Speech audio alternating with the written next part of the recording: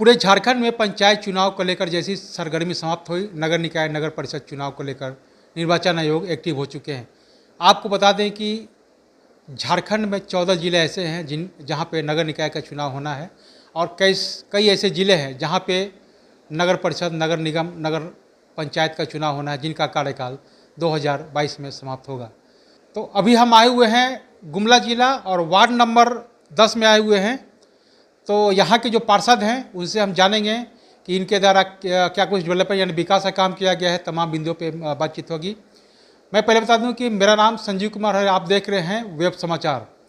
तो अब मैडम से जानते हैं कि जनता ने जब इनको समय दिया 5 वर्षों के लिए, हालांकि 4 साल का वक्त गुजर चुका है, तो इस दौरान इनके द्वारा क्या कुछ डेवलपमेंट यानी विकास का काम किया गया, कितने लोगों को प्रधानमंत्री Awas Yojana, pension, ration card, corona काल में कैसे लोगों को मदद किए, ऐतिहासिक काम कौन सा हुआ, आगे की क्या रणनीति है, इसके साथ साथ कुछ पॉलिटिकल सवाल जवाब किए जाएंगे। तमाम बिंदुओं पे मैं इनसे बात करूंगा।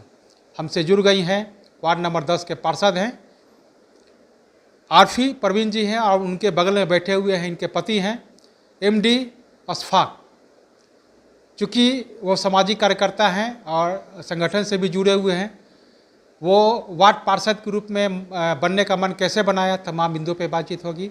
तो आप दोनों को पहले तो वेब समाचार में बहुत बहुत स्वागत करते हैं। Thank you sir. जी आपको भी बहुत बहुत जी जो बहुत बहुत अच्छा, बताइए कि प्रवीण जी की जनता ने जब आपको मौका दिया वार्ड पार्षद के रूप में चुना, तो कैसे आपने मन बनाया वार्ड पार्षद के लिए? जी आप बताइए।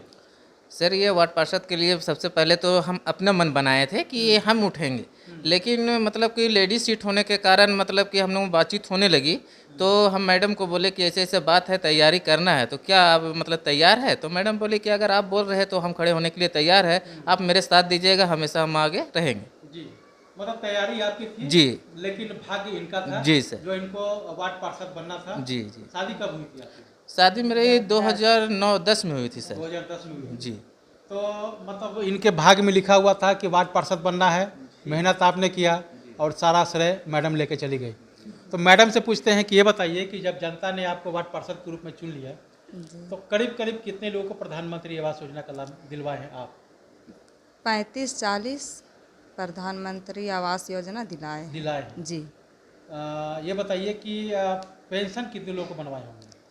पेंशन वही 20-22 लोगों का। 20-22 लोगों जी। का। Ration card? राशन कार्ड तो करीब करीब करीब तो करीब नहीं करे हैं। जी 100%। कोई 40-50 के लगभग जी में बना होगा। जी। अच्छा, ये बताइए कि आपके कार्यकाल में आप, चूँकि आपकी जो पत्नी है पार्षद हैं, उनको आप सहयोग करते हैं, तो इनके कार्यकाल में कोई ऐतिहासिक काम बताइए जो लगा होगा कि this is my best work in my life, जब तक इनका जीवन रहेगा उस कार्य को लोग याद करेंगे। कोई ऐसा काम बताइए। सबसे पहले तो यहाँ पे हम लोग को जो बस्ती है वार्ड नंबर 10 जो पड़ती है, हुसैन नगर पड़ती है, यहाँ पे सारे डेवलपमेंट सब डेली कमाने खाने वाले लोग हैं और डेवलपमेंट का काम ये देखना चाहते हैं कि हम लोग जब यहाँ पे वार्ड पार्षद बने तो सबसे पहले हम यहाँ पे 2 ट्रांसफार्मर जो लगाए जो पब्लिक के लिए, सबके लिए काम आएगा। दूसरा चीज़ की है कि केबल जो होती है लाइन की होती है, पलखुटा नहीं था, जहाँ जहाँ पे वहाँ तक हम पलखुटा पहुँचाए। और जगह नहीं रहने के कारण चैन कूपी के द्वारा ट्रांसफार्मर लगा के हम लोग उसको यूज़ किए कि ताकि सभी के लिए आराम। प्लस हम लोग क्या किए कि रोड नाली जहाँ पे सुविधा देखे कि हाँ इस जगह का काम करना चाहिए, यहाँ पर आने जाने का ये हो रहा है, तो वहाँ पे हम लोग जाके वहाँ पर वो कार्य किए। वो काम हुआ जी। जरूरत थी वहाँ किए। जहाँ जहाँ पे जरूरत है जी। वहाँ पे काम किए। तो आपके नज़र में यह है कि आपके लिए ऐतिहासिक काम हुआ। जी सर। अच्छा, ये बताइए कि आपके वार्ड के डेवलपमेंट को लेकर के कई समस्याओं का भी सामना करना पड़ा होगा। जी। तो कोई ऐसा काम बताइए कि उस कार्य में आपको सबसे ज़्यादा मशक्कत करना पड़ा। सबसे ज़्यादा मशक्क़त हमको करना पड़ा जब मेरे लिए वाटर सप्लाई का प्लांट, जब हम बोर्ड पे लड़ाई किए कि मेरे वार्ड में पानी की समस्या है, जो कि नीचे बस्ती नया बन रही है, वहाँ पर नल पानी का सुविधा नहीं है, डीप बोरिंग का सुविधा नहीं है, तो हम बोर्ड मीटिंग में बात रखे, वहाँ से मेरा सबसे पास हो गई। बहुत खुशी लगी कि चलो हमने भी एक काम किया अपने वार्ड के लिए।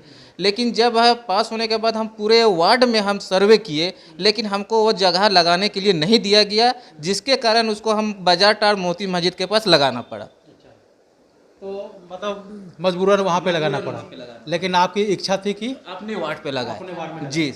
तो लेकिन आपकी मेहनत, चाहे वो इस वार्ड का हो या किसी दूसरे वार्ड के है, मेहनत आपने किया, श्रेय भी आप ही का जाता है कि इस वार्ड में, और लोग कहते भी हैं कि आपके द्वारा लगवाया गया।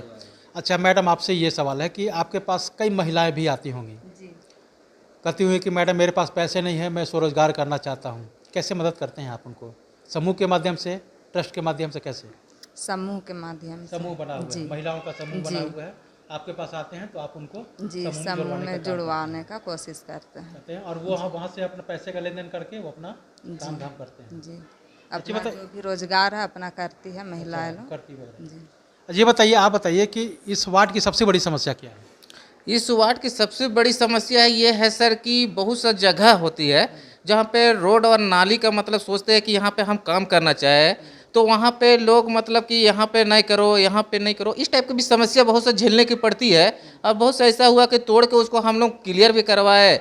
और दूसरा, जब हम पोल खूटा के लिए केबल लगाना चाहे तो हम लगभग लगता है कि 10 से 12 ऐसे गड्ढा करवाए होंगे कि जो वहाँ पे गड्ढा करने के बाद हमको उसको बंद कर देना पड़ा। लोग को कहना है कि बिजली भी चाहिए लेकिन यहाँ पे हम खूटा लगाने नहीं देंगे। इसके चलते बहुत सा समस्या, हाँ लगाने भी नहीं देंगे, इस टाइप का समस्या, पट भी मरी, इस तरह की समस्या भी आई। लेकिन लोग को सुधारते सुधारते वो काम किए और आगे सोचते हैं कि और ज़्यादा ऐसा काम हो जो रुकावट ना हो, कि सब मिलजुल के एक साथ में हम लोग काम करें। अच्छा ये बताइए कि अगर जनता आपको दोबारा से मौका देता है इस वार्ड का डेवलपमेंट के लिए, विकास के लिए, जनता आपको चुन लेती है, तो आपका ड्रीम प्रोजेक्ट क्या होगा? शिक्षा, स्वास्थ्य, रोजगार, या इस वार्ड के डेवलपमेंट को लेकर के कि इस वार्ड में ऐसा मैं काम करूंगा कि इस वार्ड को मॉडर्न, ऐतिहासिक और आदर्श के रूप में लोग जानें?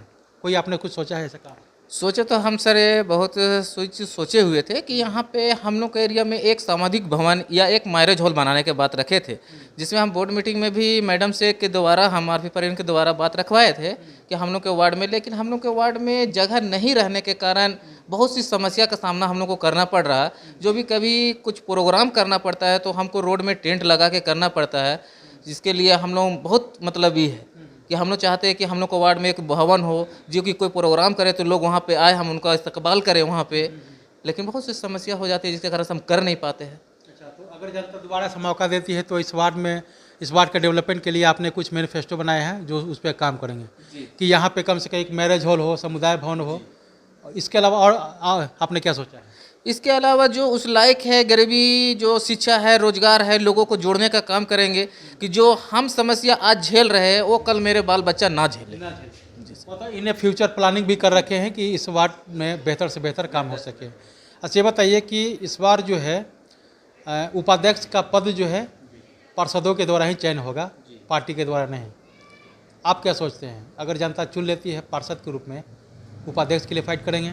नहीं सर, उपाध्यक्ष के लिए हम लोग फाइट नहीं कर पाएंगे। अच्छा, हम लोग वो सोचते हैं कि अपने वार्ड के बारे में, कि वार्ड मेरा डेवलप करे, लोग जाने कि हाँ ये इसके द्वारा ये काम हुआ है। जी। अच्छा ये बताइए कि होल्डिंग टैक्स को लेकर के, बिजली बिल को लेकर के, और जिस तरह से गिट्टी बालू के रेट में जो बढ़ोतरी हुआ है, इसके बारे में क्या कहेंगे? गिट्टी बाड़ू और होल्डिंग टैक्स की बढ़ोतरी के कारण में हम लोग नगर परिषद में भी बात किए थे। बहुत सी ऐसी समस्या भी आई थी कि लोगों का कहना था कि हमारे यहाँ मतलब कि पानी नहीं आता है, जो कि हम नगर परिषद को एप्लीकेशन दे दिए हैं, फिर भी मंथली मेरा चालू है। तो इसके लिए हम लोग बात भी किए थे कि जब आप एप्लीकेशन दे दिए, आपके यहाँ अगर पानी नहीं आती है तो आपका बिल नहीं लगेगा, नहीं लगेगा। तो कहीं ना कहीं सरकार के द्वारा ये सहूलियत दिया गया है कि ये काम होगा। अच्छा ये बताइए, बिजली बिल में भी तो अति बढ़ोतरी हो गया है? हाँ, बिजली बिल में कुछ तो बढ़ोतरी हो गया है। इसके लिए हम लोग सोचे हैं कि सभी पार्षद एक बार मीटिंग करके आपस में बैठक करके एक बिजली विभाग से एक तय हम लोग बात करेंगे, इसके बाद मांग करेंगे कि कम से कम जो जेन्युइन हो। और ये भी मांग करेंगे हम लोग कि गरीबी जो अंतर्गत आता है, जो बीपीएल के तहत आता है, उनको फ्री में दिया जाए।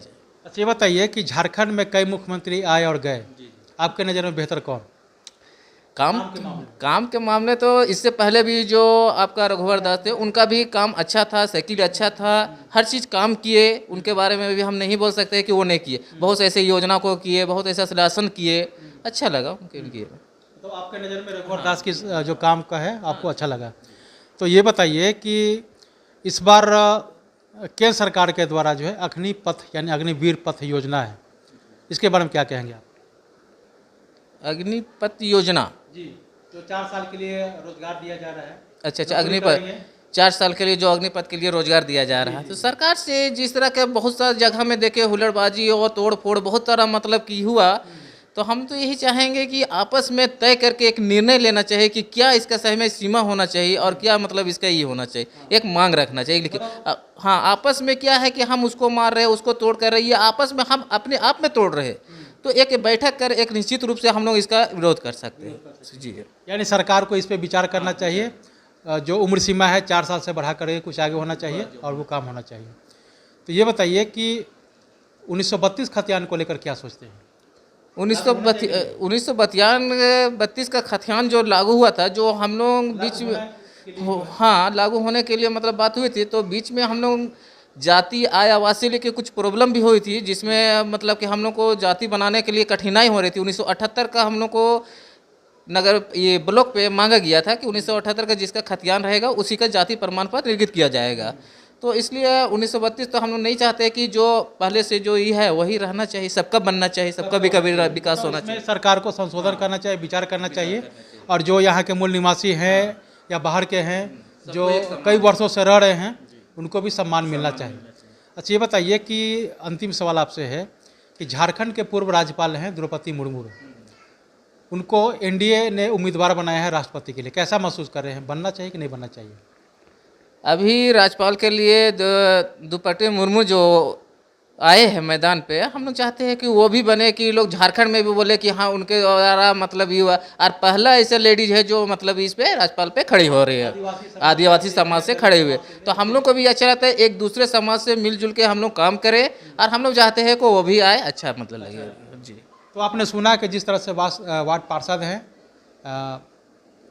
इनका नाम है आरफी परवीन जी हैं और इनके पति हैं मोहम्मद अशफाक जी हैं। इन्होंने अपना विचार रखा कि वार्ड को डेवलपमेंट को लेकर के क्या होना चाहिए, आगे की क्या रणनीति है। इसके अलावा इनका कहना है कि द्रौपदी मुर्मू जो राष्ट्रपति के लिए एनडीए के उम्मीदवार हैं, महिला हैं, आदिवासी समाज से आते हैं, झारखंड में रह करके 6 वर्ष तक काम किए हैं। उन्होंने कभी किसी पार्टी पटौवल के स्तर पर काम नहीं किया, हालांकि वो एनडीए भाजपा की सरकार में मंत्री भी रहे, और उनका करियर जो शुरुआत हुआ है जिला परिषद से हुआ है और आज वो राष्ट्रपति के उम्मीदवार हैं। तो इनका कहना है कि दलित परिवार से हैं, आदिवासी परिवार से हैं, तो अगर बनती हैं तो झारखंड के लिए खासकर गर्व की बात है। इसके अलावा अग्निपथ योजना को लेकर इन्होंने कहा कि इन पर सरकार को विचार करना चाहिए, उम्र सीमा में बढ़ोतरी होना चाहिए और लोगों को शांतिपूर्वक से इस पर विचार करना चाहिए। तोड़फोड़ करने से नुकसान सरकार का नहीं, खुद का होता है। तो बहरहाल अब चलते हैं दूसरे पार्षद के पास, उनसे जानते हैं कि उनके द्वारा क्या कोई डेवलपमेंट विकास का काम किया गया है, आगे की क्या रणनीति है। तमाम बिंदुओं पे मैं उनसे भी बातचीत करता हूं। आपने वेब समाचार में समय दिया, इसके लिए बहुत बहुत धन्यवाद। Thank you. तो अगर आपने हमारे चैनल को अब तक सब्सक्राइब नहीं किया है तो सब्सक्राइब कर लो, बेल आइकन भी दबाएं ताकि हर छोटी बड़ी खबरों से रूबरू हो सके। बहुत बहुत शुक्रिया।